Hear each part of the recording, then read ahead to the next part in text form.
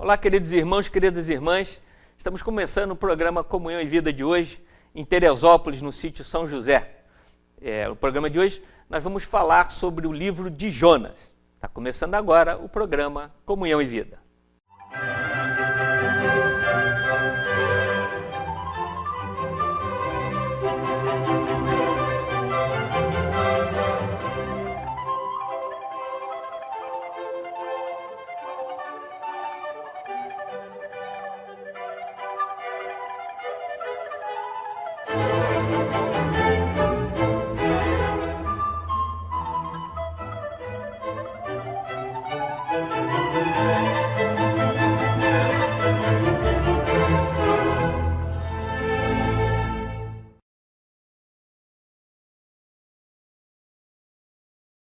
Estamos de volta com o programa Comunhão e Vida e vamos falar hoje sobre o livro de Jonas. Estamos aqui no sítio São José, fomos recebidos aqui em Teresópolis pela família da Cleonice do Mozart Guarilha e Dom Gregório veio aqui a São José com convidados de Teresópolis, né, Dom Gregório? Quem nós trouxemos aqui para falar sobre Jonas? Pois é, hoje nós estamos aqui com o nosso querido Padre Jorge Luiz. Padre Jorge Luiz, ele é pároco da igreja de Santo Antônio do Parque Equé, né? É também nosso decano aqui, coordena essa região pastoral da nossa diocese, e aqui ao meu lado a nossa querida Jéssica Carvalho, que é pedagoga, né? Trabalha com educação infantil, totalmente envolvida com os trabalhos pastorais da nossa diocese, especialmente nessa área mais ligada à juventude, né? Então muito obrigado ao Padre Jorge Luiz, à Jéssica, uma grande alegria estar aqui com vocês.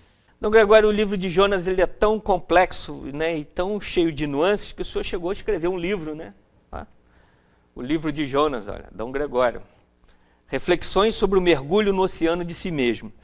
Então, na verdade, nós vamos acabar fazendo 2 programas sobre esse assunto, né, porque é um assunto muito, muito vasto. E nesse primeiro programa, eu gostaria que o senhor desse assim iniciasse, né, explicando um pouquinho essa história do Jonas, né? Quem foi Jonas, né, e o porquê desse simbolismo todo. Esse livro é bem interessante. Aliás, eu já convido a você a abrir sua Bíblia, estou aqui com a minha, abrir a sua Bíblia, para que nós possamos acompanhar versículo por versículo a beleza desse livro, que é profundamente simbólico, como você já afirmou, né?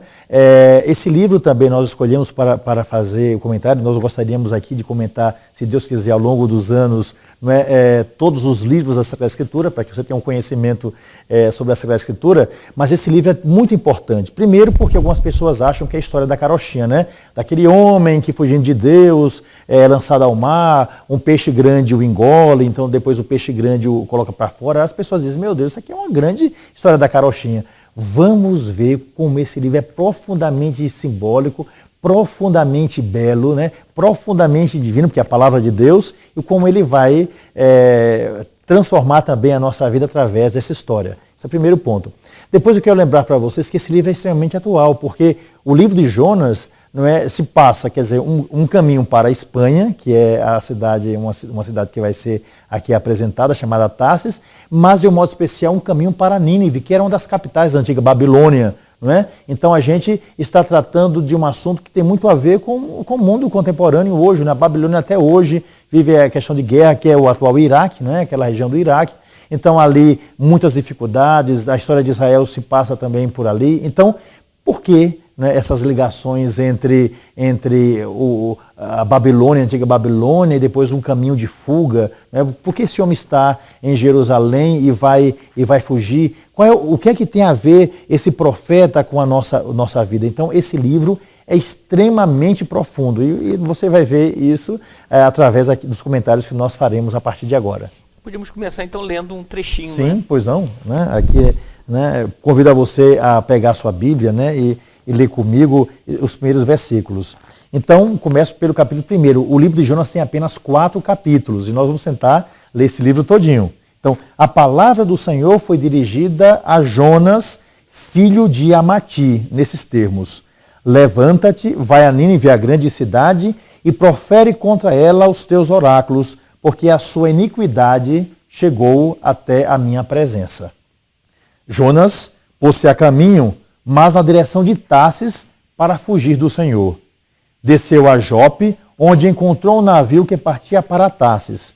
Pagou a passagem e embarcou nele para ir com os demais passageiros para Tarsis, para longe da face do Senhor.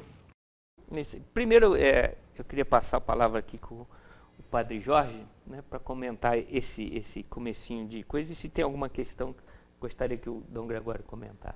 Essa questão do início da grande história de Jonas, Dom Gregório, o contexto histórico da cidade onde ele se encontra também, de Jope, né? E como ele se encontrava nesse primeiro chamado que Deus o fez. Eu acho que Jonas estava, Padre Jorge, assim, profundamente feliz com a sua vida, com a sua vidinha, não é? Então vivia em sua casa, estava lá, devia ter sua família, né? Estava tudo assim muito bem organizado. Aliás, sua vida é mais ou menos assim, estava tudo muito bem organizado, e de repente Deus, né, você se ordenou já maduro, né? Então Deus disse para você estava com a direção lá do seu hotel, vivia com a sua família, estava tudo bem organizado, de repente Deus disse, olha, larga tudo isso aí, que é maravilhoso, porque eu tenho uma missão para você cumprir, e você entrou no seminário e hoje é sacerdote. Então a mesma coisa aconteceu com Jonas. Jonas estava muito feliz com a sua vidinha, estava tudo perfeito. Mas Deus disse para ele, largue tudo e vá até Nínive, que era uma cidade inimiga de Israel, né, para pregar a palavra que Deus pediu que Jonas fosse pregar. Ou seja, Jonas vivia certamente, embora a palavra de Deus não diga, mas pela localização vivia em Jerusalém, né, naquela região ali. Né, então estava profundamente feliz. E o que é que Deus faz? Tira Jonas do seu comodismo e diz, vá para Nínive. E Nínive é a cidade dos árabes, a cidade dos inimigos de Israel. Então Deus pede que esse homem vá pregar numa cidade inimiga. Nínive não significa apenas uma cidade inimiga externa. Deus, de algum modo, está dizendo também para Jonas, não é? Para que Jonas pregue nessa cidade inimiga que está dentro de nós, que nós não conhecemos. A nossa vida, os nossos medos. Então Jonas vai ter que superar os seus medos para ter a coragem de pregar nessa cidade inimiga. Ou seja, a gente só consegue fazer uma pregação externa, de efeito, quando nós, por antecipação, fizermos uma pregação interna. Porque nós não devemos apenas pregar para essa cidade externa que nós temos que enfrentar, mas, em primeiro lugar, pregar para essa cidade interna. E isso é extremamente difícil. Aliás, pegando esse gancho, eu quero lembrar, né, dizer que a palavra de Deus foi dirigida para Jonas. Quando Deus dirige uma palavra, Deus não lança a palavra, né, sem mais nem menos. Deus dirige a palavra, diz aqui o primeiro versículo. E essa palavra é dirigida a Jonas. Na língua portuguesa, né, se nós traduzimos Jonas, a palavra Jonas, Ioná do hebraico, significa pomba. Então esse homem é uma pomba. E a pomba, ela vive sempre nos aglomerados humanos. Ela é um animal também, de algum modo, doméstico. Nós não encontramos a pomba no meio da Amazônia, no meio do deserto, encontramos a pomba onde os homens estão. Jonas era uma pomba que vivia em meio aos homens, mas que queria viver afastado. Era uma pomba que tinha asas, mas que tinha medo de voar. Era uma pomba que não apenas resolveu não voar, mas ele disse para ele mesmo, cortem as minhas asas. Não é? Diz para as pessoas, não é? Eu desejo não voar, eu não quero exercer essa possibilidade em minha vida. Eu até diria, pela história que nós temos aqui, Jonas mandou preparar cimento na calçada da sua casa para sedimentar ali os seus pés, para que não houvesse a mínima possibilidade de dar o grande voo. Jonas não confia nele mesmo, mas Deus confia em Jonas. Então é nesse contexto, Padre Jorge, que o livro vai se dar, não é? E depois o seguinte, além dele se chamar Ioná, que significa pomba, não é? A gente sabe que o nome Amati, do hebraico para o português, significa, não é, na tradução, aquele que não tem sobrenome. Deus, quando escolhe alguém, não escolhe a família, não escolhe um sobrenome, Deus não escolhe um status social, Deus não escolhe algo parecido com isso apenas pelo humano. Deus ama e Deus escolhe para uma missão. Deus não escolhe, como a gente costuma dizer, homens qualificados para a missão. Mas Deus qualifica para a missão, como Jesus fez com os apóstolos, que mesmo alguns deles sendo profundamente limitados, mas Deus confiou em cada um deles. Então não foi o sobrenome, mas o amor de Deus. Mas então ele teria que ir para Nínive, e como Nínive era uma cidade inimiga, ele ficou com medo, né? Ele fica com medo. E ele se acovarda, né? Que ele foge. Exatamente, ele foge. E eu vejo aqui já o versículo 3º nos diz o seguinte, Jonas pôs-se a caminho, mas não de Nínive, mas em direção a Tarsis. São caminhos, Márcio, totalmente distintos. Quem vai a Nínive, não é, está indo para, se a gente pegar o mapa mundi, né, pegando Israel, vai para a direita, vai para o deserto. Quem vai para Tarsis vai para o lugar de férias. Não é? Então, a palavra Tarsis na tradução significa exatamente isso, férias. Vejam como esse livro é profundamente simbólico. Então, ao invés de ir para a cidade inimiga, ele quer ir para férias. Para ir para Nínive, você tinha que ir deserto adentro. Para ir para Tarsis, você ia de barco. Para ir para Nínive, você ia ter que comer comendo poeira. Para ir para Tarsis, né, que é o lugar das férias, você ia pegando o ventinho. Para ir para Nínive, você ia encontrar os inimigos. Para ir para Tarsis, você ia encontrar os seus amigos. Então, o que é que Jonas faz? Busca o comodismo. É como se hoje, se Deus me dissesse, vá trabalhar na Amazônia, e eu vou dizer, não, eu vou para o Rio Grande do Sul, eu vou lá para Torres, as praias de Torres, descansar lá perto de Porto Alegre. Então, Deus pede a Jonas uma coisa e Jonas vai fazer outra. Por quê? Porque Jonas tinha medo da sua missão.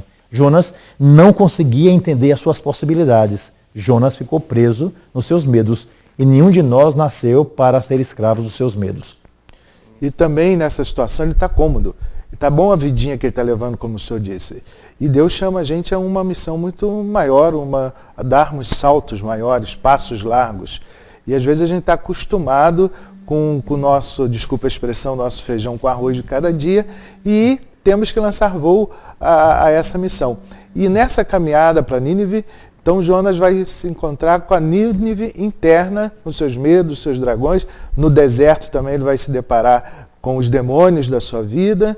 Isso tudo vai ser explicado no decorrer dos capítulos seguintes. Exatamente. Né? O interessante que nós encontramos nesse texto é o mergulho que Jonas vai dar, né? Não apenas dentro desse mundo externo, né? Mas dentro desse mundo interno, que às vezes nós não conseguimos compreender. Como eu já disse, nenhum de nós é capaz de enfrentar o mundo externo se não enfrentou o seu mundo interno.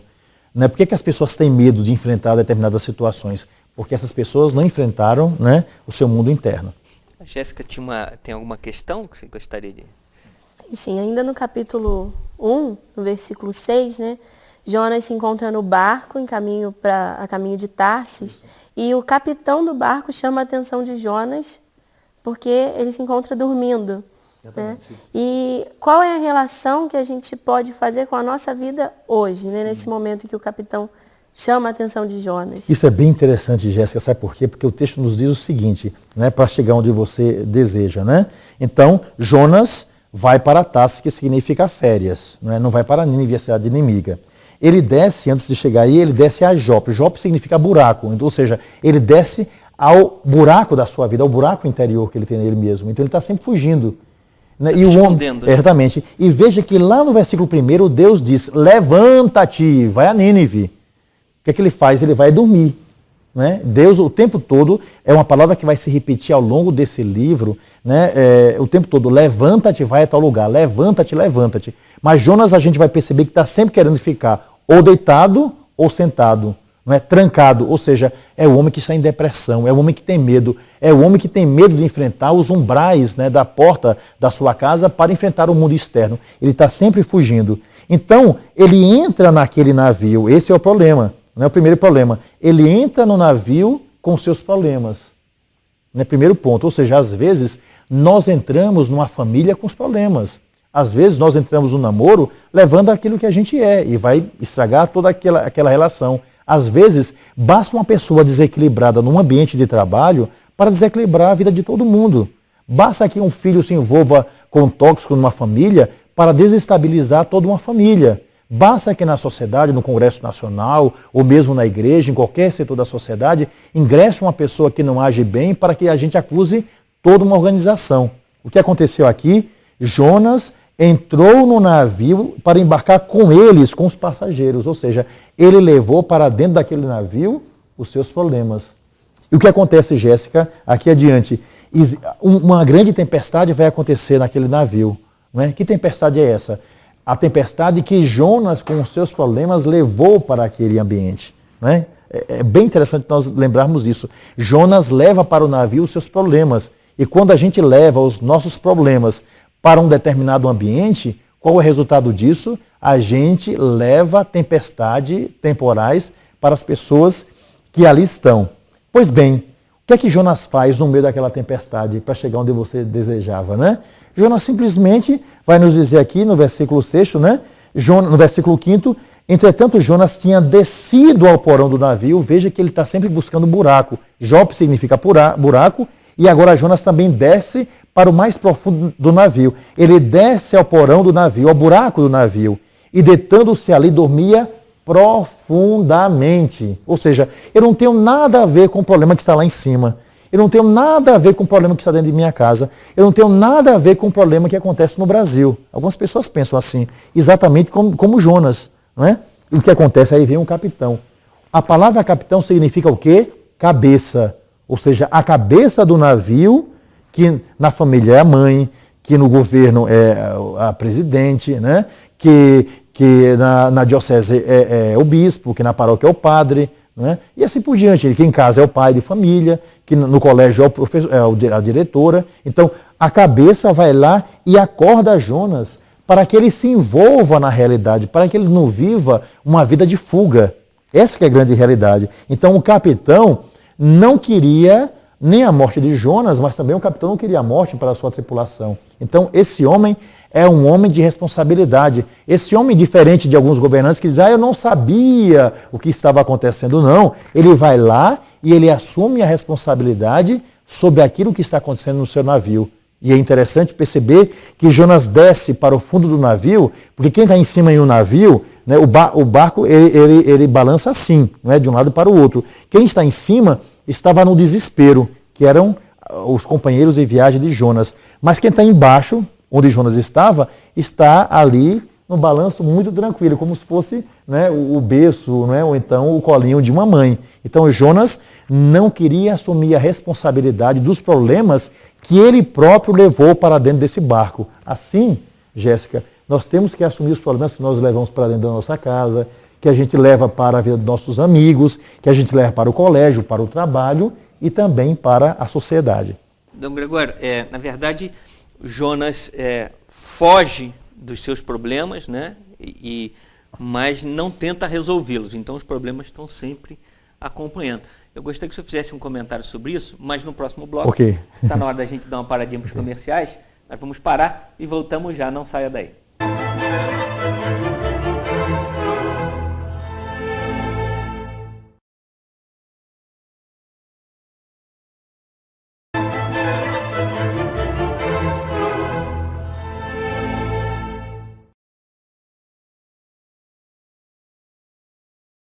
Estamos de volta com o programa Comunhão em Vida, hoje em Teresópolis, no sítio São José. Eu deixei no último bloco um questionamento para Dom Gregório. Dom Gregório, o Jonas, ele foge dos problemas e não resolve os seus problemas. Quer dizer, ele foge, mas os problemas o acompanham, né? Queria que o senhor comentasse um pouco isso. Porque eu vejo, mas que o problema não é só fugir dos nossos problemas pessoais.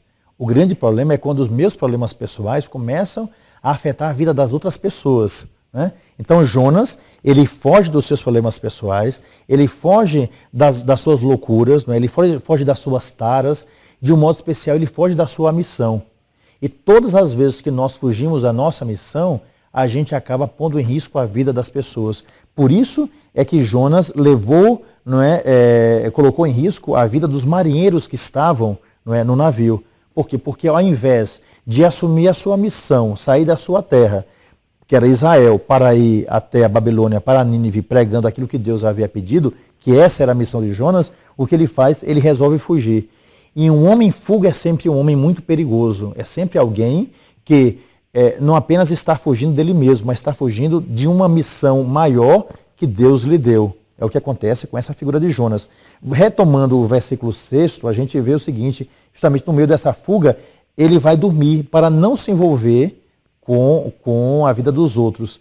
Então veio o capitão e o despertou, dizendo, dorminhoco, levanta-te. O que estás fazendo aqui? Levanta-te, invoca o teu Deus, para ver se ele se lembra de nós e nos livre da morte. Então, ou seja, Jonas não apenas carregava dentro dele os seus problemas, as suas fugas, mas ele levou o problema para aqueles homens que estavam no barco, porque tempestades começaram a atacar o barco, mandadas essas tempestades, por Deus. Deus não queria atingir os outros homens, Deus queria atingir Jonas.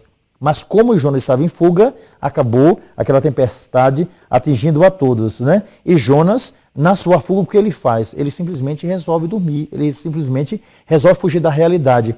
Como isso se dá? Tem gente que, para fugir dos seus problemas, por exemplo, toma tóxicos, né? Se enche de remédios para dormir, se enche de remédios para esquecer a realidade. Então, como fazer para ter a tranquilidade necessária para a minha vida, mas não fazer dormir a minha consciência?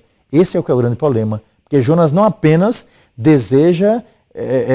não deseja resolver os seus problemas, mas, para não enfrentá-los, ele resolve, né, tomar todos os remédios possíveis das farmácias, né, utilizando uma linguagem mais contemporânea, para esquecer toda a realidade. Resolve fumar todas as maconhas da vida para esquecer toda a realidade. Resolve ingressar numa vida sem sentido, né, porque não consegue encontrar sentido para a sua vida. Mas isso não resolve o problema, na verdade. Exatamente. Né? A única forma de resolver o problema é enfrentando o problema. Isso nós vamos ver logo em seguida. Não é? Então veja só, Márcio, a partir do versículo 7. Em seguida disseram os marinheiros entre si: vinde e tiremos a sorte para sabermos quem é a causa deste mal. Lançaram a sorte e a sorte caiu sobre Jonas. E perguntaram-lhe: tu... Por que nos acontecem esses males? Dize-nos, qual é a tua profissão? De onde vens? A que país e a que raça pertences? Então Jonas respondeu: sou hebreu, adoro o Senhor, Deus do céu, que criou o mar e todos os continentes. Ficaram então aqueles homens possuídos de grande temor e disseram-lhe: por que fizeste isto? Pois tinham compreendido pela própria declaração de Jonas que esse fugia para escapar à ordem do Senhor. E disseram-lhe: que te faremos para que o mar se acalme em torno de nós? Porque o mar se tornava cada vez mais ameaçador. Disse-lhe Jonas: tomai-me e lançai-me ao mar, e o mar se acalmará em torno de vós.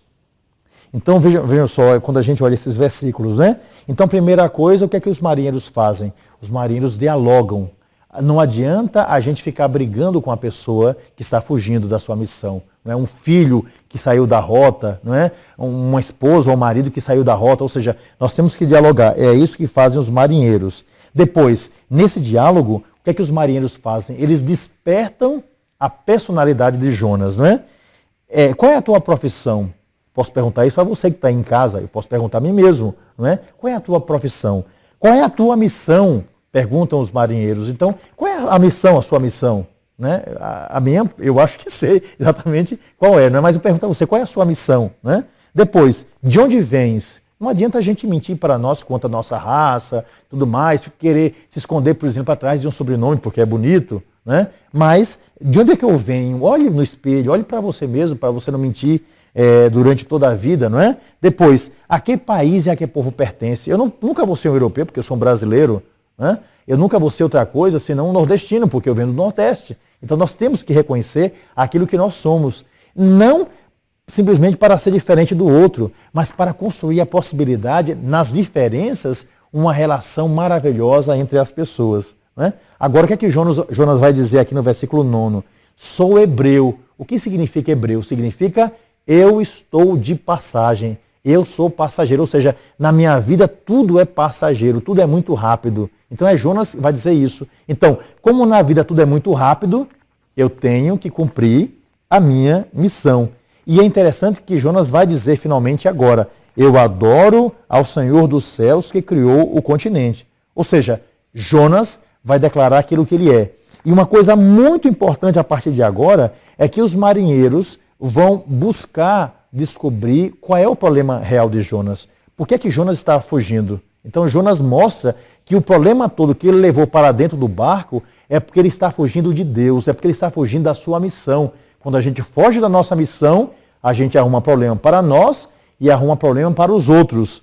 E esses homens, conversando, dialogando com Jonas, porque não adianta brigar, ele pergunta: o que é que nós faremos a você para que o mar se acalme em torno de nós? E Jonas vai dizer: lance-me ao mar que significa o inconsciente, para que o mar se acalme em torno de nós. Ou seja, aqueles homens, Jonas vai dizer, façam com que eu engula a mim mesmo, faça com que eu reconheça a minha miséria, porque assim o mar vai se acalmar em torno de nós. Ou seja, somente quando nós ingressamos no mais profundo do nosso oceano, somente quando nós ingressamos no nosso inconsciente, somente quando nós reconhecemos aquilo que nós somos, é que nós podemos, não é, acalmar as dificuldades que nós criamos para nós mesmos, não é, e para as pessoas que estão ao nosso lado. E o mais importante disso também é que ele tinha esquecido da origem religiosa dele. Exatamente. O capitão diz, invoca o teu Deus, Exatamente. mas ele não quis. Aí depois com a pergunta do interrogatório dos marinheiros que ele vai dizer que é hebreu. Exatamente. Mas o capitão, que era a cabeça, reconhece nele, invoca o teu Deus para que tudo isso cesse. E ele continuou fugindo da situação. Os marinheiros aí funcionam como se fosse a própria consciência. A própria consciência, exatamente. E depois a gente tem que lembrar o seguinte, todos no barco estavam invocando os seus deuses. Todos no barco eram pagãos, não é? E é interessante que nós vamos ver posteriormente que esses homens vão se converter ao Senhor, Adonai, não é? O Senhor do céu e da terra. Então, Jonas acabou tendo a possibilidade, no meio da sua confusão, porque no meio da confusão também a gente não perde totalmente a consciência, ele acaba dizendo, revelando a quem ele adora. Eu não adoro os seus deuses, porque os deuses não podem salvar. Eu adoro a Adonai, o Senhor do céu e da terra. Eu adoro aquele que é o único Senhor, porque somente Deus pode nos salvar. Então, ele faz uma pregação, ele lança para fora a beleza daquilo que ele não queria manifestar. E é interessante que ele manifesta o nome daquele do qual ele está tentando escapar, fugir. Porque ele não quer assumir a missão que Deus está lhe dando. Né? Mas é um momento, né, no meio da loucura da nossa vida, a gente dizer para a gente mesmo, olha, eu tenho um Senhor, eu tenho um Deus, e esse Deus pode salvar a minha vida. Então quer dizer que o fato de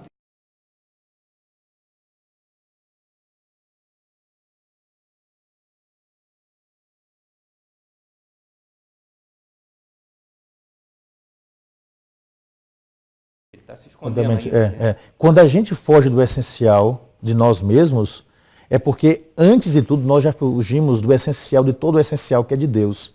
Quando um problema começa a afetar a nossa vida, é porque certamente nós já estamos há muito tempo afastados de Deus. Quando nós começamos a viver uma loucura na nossa existência, é porque nós nos afastamos do Senhor há muito tempo. Quando a gente começa a conversar com esses jovens, né, que se envolveram com tóxico, quando a gente começa a ver as dificuldades das famílias, quando a gente começa a perceber as dificuldades que as pessoas criaram para elas mesmas, a gente acaba percebendo na conversa que a primeira coisa que elas abandonaram foi a sua essência, saíram do seu original. E o original de todos nós somos Deus, porque nós saímos dele e para ele nós vamos voltar. Então, isso foi o que aconteceu com Jonas. Jonas fugiu do seu essencial. E o essencial da vida de Jonas e da nossa vida é Deus. Jéssica, tem alguma questão que você gostaria de... Eu queria comentar, né, o que o Dom Gregório estava falando, a respeito dos dias de hoje, sobretudo assim, com os jovens, né? Como a gente vê nos jovens hoje, especialmente o Jonas, a figura do Jonas. Porque fogem, porque se escondem, porque não querem se confrontar com a sua realidade, com a sua verdade. E aí a era em que vivemos, né, a era digital, as grandes tecnologias, elas ajudam especialmente esses jovens que querem fugir.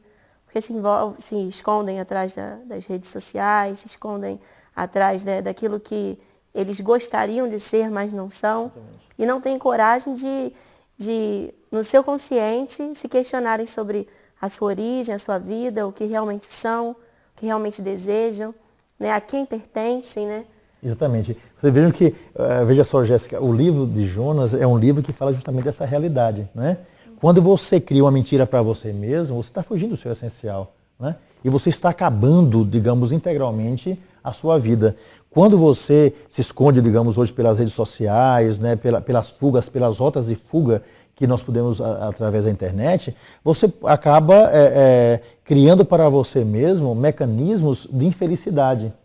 Agora, por outro lado, quando você usa as redes sociais bem, quando você disponibiliza para a sua vida tudo aquilo que é bom, não é?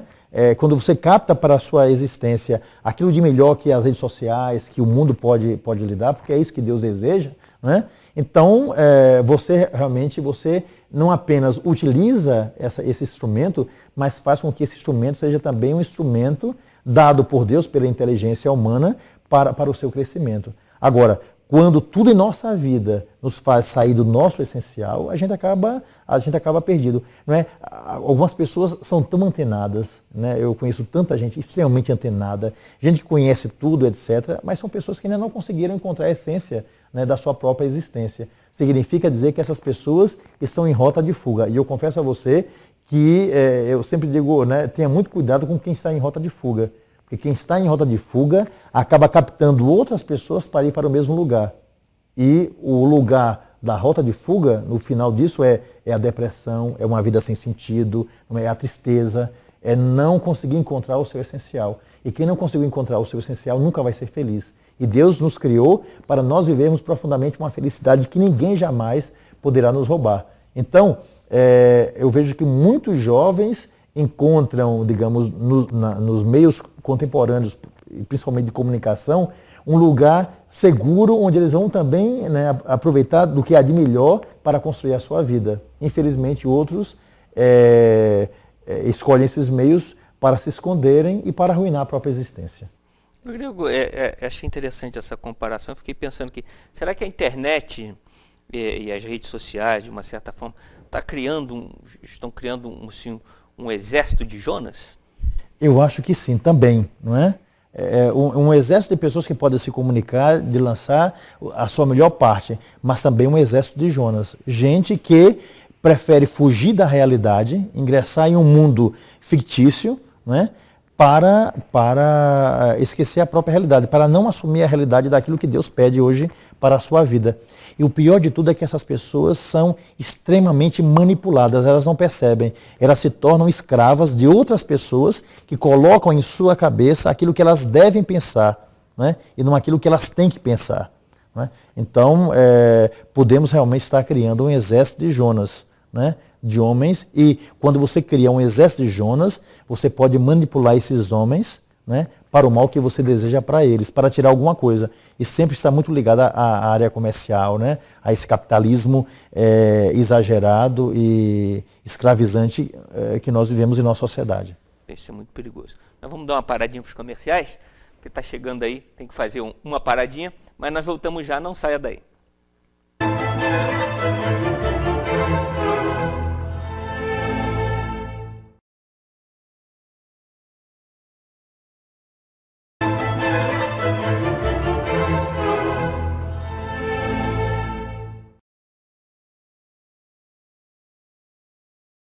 Estamos de volta aqui com o nosso último bloco do programa Comunhão e Vida, e hoje falando sobre Jonas. Eu queria, Dom Gregório, a gente estava falando bastante no último bloco, e o Jonas no finalzinho diz aí para que os marinheiros o lancem ao mar.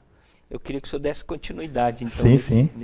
Pois não, é bom lembrar, Márcio, que o mar, tanto no Antigo Testamento quanto no Novo Testamento, ele significa o inconsciente humano, né? Veja que Jesus caminha sobre o mar, ou seja, Jesus tinha um conhecimento total sobre o seu inconsciente, por exemplo, né? Ele sabia que ele era Deus, então ele podia andar. Veja que Pedro afunda. Por quê? Porque não conhecia integralmente aquilo que ele era, né? Não conhecendo a sua limitação, ele acaba afundando, não tendo a fé necessária, imaginando que a fé que ele tinha seria suficiente para andar sobre as águas, ele acaba afundando, porque era uma fé limitada, não é? Então, é sempre o inconsciente, o mar. Veja que em vários episódios da Sagrada Escritura, Jesus está na barca, né? Os peixes são pescados para a barca significa a igreja, o mar significa o lugar que a gente não conhece, né? E é desse mundo desconhecido que homens serão pescados, né?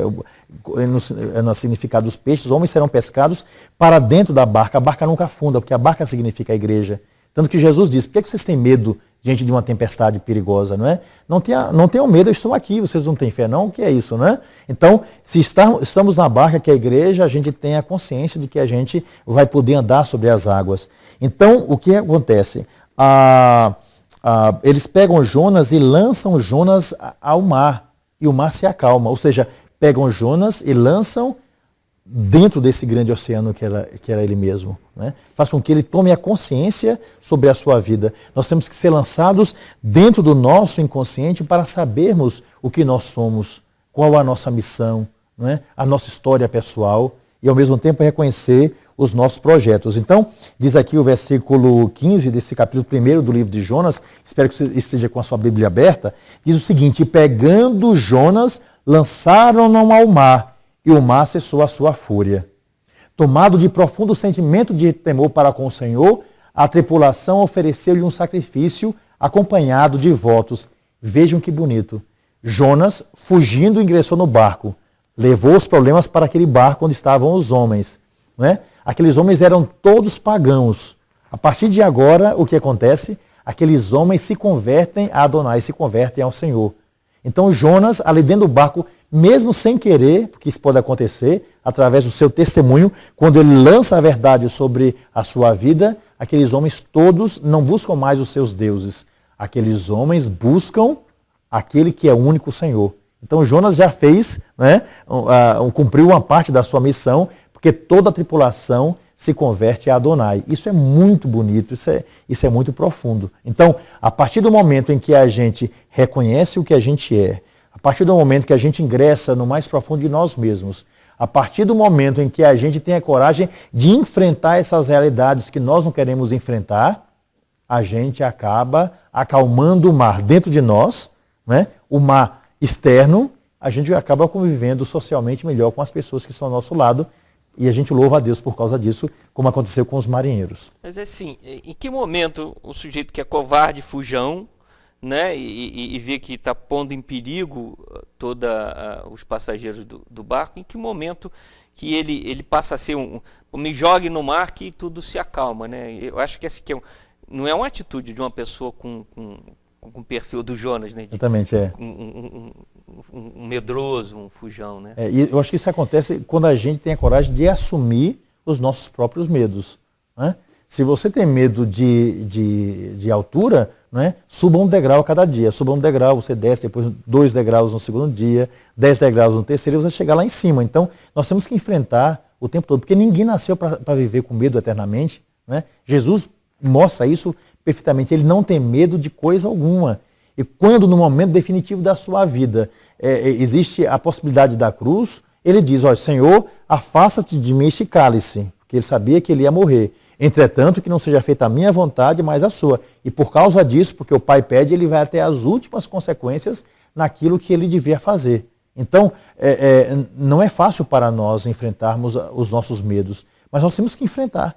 Não dá para fugir, não dá para, como uma ema, um avestruz, enfiar a cabeça dentro de um buraco para não enxergar a realidade que está ao nosso lado. Então, chega um determinado momento em que, como a gente não pode fugir mais, a gente tem 2 possibilidades.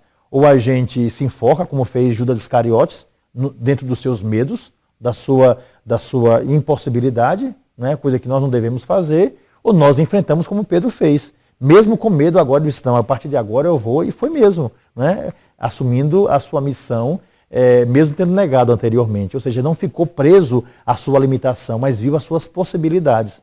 Então, todos nós que somos medrosos, porque sempre em nós existe algo de medo, nós temos que enfrentar essa realidade. E Deus nos dá essa possibilidade.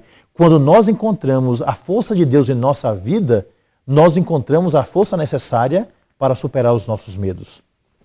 Jéssica, tem uma questão aí?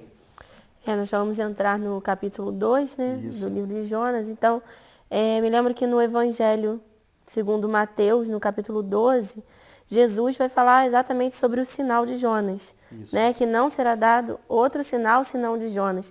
Qual a importância desse sinal? Qual o significado desse sinal? Sim. Jéssica, a gente responde isso aí pegando o capítulo 2, como você bem lembrou, não é? Então, vou ler um trechozinho para que a gente possa conhecer a palavra de Deus e ao mesmo tempo, responder a sua pergunta. O Senhor, né, então Jonas foi lançado ao mar, não esqueçam disso. Aí o que acontece agora? O Senhor fez que ali se encontrasse um grande peixe para engolir Jonas. E esse esteve 3 dias e 3 noites no ventre do peixe. Do fundo das entranhas do peixe, Jonas fez esta prece ao Senhor, seu Deus. Então, qual é o sinal que Jesus fala no capítulo 12 de São Mateus? Que ele permaneceria 3 dias e 3 noites no seio da terra. Mas a gente tem que entender isso perfeitamente. Veja só, 3 dias e 3 noites, não é por acaso que Jesus vai falar sobre isso, não é por acaso que isso acontece no livro de Jonas. 3 é o número divino, os números são fundamentais na Sagrada Escritura, não é? O número 1 é o número de Deus. O número 2 significa o homem e Deus, é também um número sagrado para os judeus. O número 3 é o número da Trindade, Pai, Filho e Espírito Santo. Então Jonas permanece 3 dias e 3 noites, ou seja, um tempo completo ali dentro, que é o tempo da meditação. Mas vejam só, 3 dias e 3 noites. O que significa? 3 vezes 3, 9. 9 meses de uma gestação. Então, Jonas vai ficar, diz aqui, no ventre do grande peixe, para lembrar que é um ventre, ou seja, ele vai ser gestado, uma vida nova vai nascer. E, aliás, vejam o simbolismo. A palavra peixe do hebraico, traduzindo para o português, é também a mesma palavra que nós utilizamos para útero. Então, não é por acaso que aparece a palavra peixe. Então, peixe é útero. Então, Jonas, na verdade, vai estar dentro de um útero. É como se fosse um renascimento, uma vida nova. 3 dias e 3 noites. 3 vezes 3, 9, o tempo de uma gestação. Veja que tudo aqui é profundamente simbólico, né? Então, e é ali dentro do peixe que Jonas vai começar a relembrar a sua vida. Jonas vai começar a pensar nas suas taras. É ali que Jonas vai pensar nos seus medos, que Jonas vai dar significado à sua família. É ali que Jonas vai começar a dizer, poxa, eu já fugi demais na minha vida. Eu já perdi muito tempo com essas coisas. Eu agora vou dar o grande salto, eu vou enfrentar a minha existência. Eu não vou ter medo dessa realidade que pode ser uma doença, que pode ser uma situação familiar, que pode ser um desemprego, que pode ser uma inimizade. Ou seja, eu vou enfrentar essa realidade. Eu não vou viver escravo desse meu medo a vida inteira. Então, 3 dias e 3 noites, Jesus vai nos mostrar justamente que ao mesmo tempo que Jesus passa, não é, ali, né, deitado. Claro que esses 3 dias e 3 noites é um tempo simbólico, né? Porque Jesus também, 3 vezes 3, 9. Nós sabemos que Jesus passou apenas cerca de 27 horas, né, enterrado, porque ele morre na sexta-feira às 3 horas da tarde e ele ressuscita no sábado depois às 6 horas. De sexta para sábado apenas um dia, mas para o judeu, como o dia começa, né, ao cair, né, da noite, então Jesus morre. Não é? Se nós contarmos os dias, então vão dar 3 dias, porque Jesus morre na sexta-feira, 3 horas da tarde, que é ainda sexta-feira. A partir de 6 horas da tarde da sexta-feira começa o sábado, que é o segundo dia, que vai até às 6 horas do sábado, né, do outro dia. E a partir de 6 horas do sábado, a gente já começa o domingo, que é o terceiro dia. Então, para nós, para os judeus, 3 dias, para nós apenas algumas horas. É apenas para lembrar esse número, 3 vezes 3, 9, ou seja, nenhum sinal será dado senão o sinal de Jonas. Jonas, como Jonas vai renascer depois de passar esse tempo, não é? Nesse lugar simbólico que é o ventre do peixe, né? Que é naturalmente ali que é um profundo simbolismo, também, né, o Filho do Homem passará 3 dias e 3 noites, na linguagem judaica, sobre o seio da terra, para ressurgir para uma vida nova. Então é esse sinal que une Jonas a Jesus Cristo. Isso bom, em seguida o peixe vomita o Jonas. É interessante isso também, Márcio, né? Então o Senhor ordenou ao peixe e este vomitou Jonas à praia. Eu gostaria de voltar à palavra original hebraica desse texto, né?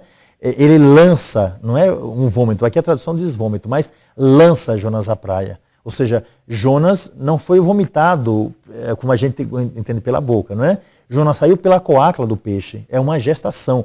Claro que isso é profundamente simbólico, nós sabemos. A palavra de Deus não está fazendo ciência, está fazendo teologia, que é uma coisa muito mais profunda, não é? Então, Jonas é vomitado na praia. Então, Jonas não podia ficar ali eternamente guardado. Depois de uma gestação de uma vida nova, depois de encontrar com Deus, Jonas vai ser lançado para fora. Veja que antes, Jonas faz uma oração a Adonai, o seu Deus, não é? Então, através de uma profunda oração, se você pode encontrar essa oração no capítulo 2 do livro de Jonas, então é que pronto, né, totalmente fortalecido por Deus, é que Jonas vai fazer essa experiência. Então, o peixe o lança na praia, mas atenção, em Nínive não existe praia. Deus o lança onde Jonas havia fugido. Deus o lança lá, né, em Jope, na praia de Jope, para que Jonas faça todo o percurso que tem que fazer, porque Deus não nos dá facilidade. O peixe podia sair dali e deixar Jonas lá em Nínive, não. O peixe deixa no lugar da sua fuga para que ele se levante e ele vá percorrer o caminho que tem que percorrer. Porque caminho também é experiência, caminho também é sofrimento, e sofrimento é escola, né? É percorrendo o caminho que nós visualizamos já por antecipação o lugar onde nós devemos chegar. E existem caminhos dentro de nós que nós só podemos percorrer com Deus, porque só Ele nos aponta, né? Deus vê o caminho, Deus aponta o caminho, mas Deus também vai conosco até nós chegarmos aonde exatamente Ele deseja que nós cheguemos. Muito bem. Estamos chegando no finalzinho do nosso programa. O senhor ainda vai contar aí a historinha que é de praxe em todos os programas. Queria agradecer a Jéssica pela presença aqui no nosso programa mais uma vez. Padre Jorge também, obrigado aqui por estar conosco aqui. E Dom Gregório, a palavra está contigo. Pois é, eu gostaria de lembrar apenas, Márcio, que essa meditação sobre o livro de Jonas vai continuar, né, com Jéssica e com o Padre Jorge. Vamos ter mais um programa para continuar. Exatamente, né? Então eu gostaria nesse momento, né, aproveitar e ingressar na sua casa para contar uma história que eu acho que é bem interessante, que também de algum modo nos une a esse livro de Jonas. Deixar-se, né, totalmente em Deus, confiar nele para dar o passo necessário, coisa que Jonas não teve coragem de fazer, depois ele vai fazer, é certo, coisa que nós devemos fazer. A história diz o seguinte, que certa feita existia um alpinista que queria muito chegar ao pico do Monte Everest. Pois bem, ele sabia que ia ter que cumprir determinados estágios. E quando chegasse lá em cima, como lá no Himalaia o sol nasce e se esconde rapidamente, ele só podia passar 10 minutos contemplando a paisagem e tinha que descer imediatamente. Ávido para chegar lá, não é? Ele resolveu subir sozinho. Mas quando chegou no pique do Monte Everest, ele ficou tão alegre e tão feliz e viu uma paisagem tão maravilhosa, não é? No lugar mais alto do mundo, que ele perdeu, não é, o tempo necessário e passou ali mais de 1 hora. Quando ele percebeu, o sol já estava se pondo. Pois bem, ele imediatamente começou a descer, mas o sol desceu mais rápido do que ele e se fez total escuridão. Pois bem, esse homem, no meio da escuridão, começou a descer até que chegou ao final da corda. E ele disse, meu Deus, a corda acabou aqui. O que é que eu vou fazer? Eu não sei em que lugar eu estou. Está tudo profundamente escuro. Eu não sei se eu estou perto do solo ou se eu estou no meio da montanha. O que é que eu faço agora? Me dê um sinal, Senhor. Enquanto o vento uivava, esse homem ouviu uma voz que vinha de um lugar, ele não sabia de onde, e que dizia, largue a sua corda, largue a sua corda, largue a sua corda. E quanto mais ele ouvia aquela palavra, mais ele apertava a sua mão na corda. E aquela palavra continuava dizendo para ele, largue a sua corda. Ele disse, Senhor, me dê um sinal, seja lá qual for, não é? Não é isso que eu quero ouvir. Me dê um sinal para que eu não morra, porque eu não quero permanecer aqui. E a voz continuava dizendo, largue a sua corda. Pois bem, esse homem não largou a corda. E quando o corpo de bombeiros chegou no outro dia para resgatá-lo, o encontrou morto, agarrado na corda e apenas a 10 centímetros do chão. Ou seja, se a gente não tiver coragem de largar a corda dos nossos medos, a gente vai morrer segurando esta mesma corda. Portanto, eu digo para você, meu irmão e minha irmã, não é, que nos vê, né? Largue essa corda do medo, largue essa corda dos temores. Deus é o amparo, você não está em mãos inseguras, você está nas mãos de Deus. E com Ele, a gente vai chegar à nossa meta. Portanto, largue os seus medos, porque, eu repito, nenhum de nós pode ser escravo dos seus medos. E agora me permita ingressar em sua casa para pedir uma bênção vinda do céu sobre você e sobre as pessoas que você ama. O Senhor esteja convosco. E abençoe-vos o Deus Todo-Poderoso, Pai, Filho e o Espírito Santo. Amém.